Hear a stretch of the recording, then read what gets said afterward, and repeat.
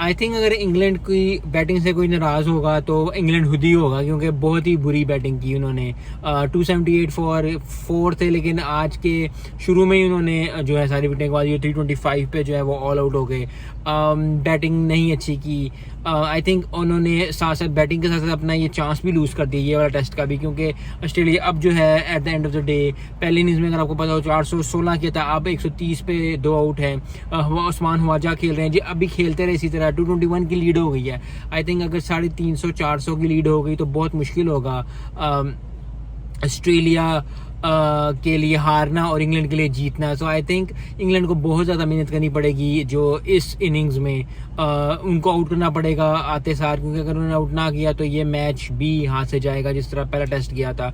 और 2-0 एशेज में अगर हो जाए तो बहुत मुश्किल हो जाता है उससे वापस आना। टीम्स वापस आई हुई हैं, लेकिन फिर भी इस at this day and age 2-0 कर देना एक बहुत फिजिकल जो है आपको टोर हो जाता है आपकी बॉडी पे भी, और मेंटली भी आप हो जाता है कि 2-0 एशेज आ रहे हैं, 5 की सीरीज है, तो ऑलमोस्ट जो है ऑस्ट्रेलिया वो दे विल ब्रिंग होम। और बहुत अरसा हो गया कि वो नहीं जीते इंग्लैंड से एशेज भी। तो आई थिंक ज़रा बहुत टफ हो गया इंग्लैंड के लिए और उनको बहुत ज़्यादा मेहनत करनी पड़ेगी। ऑस्ट्रेलिया की बात करें, ऑस्ट्रेलिया ने बैटिंग अच्छी की, आउट किया, जो काम करना चाहिए था ऑस्ट्रेलिया ने वो किया, उनको इंग्लैंड को आउट किया। उसके बाद ऑस्ट्रेलिया ने बैटिंग भी उसी तरह की।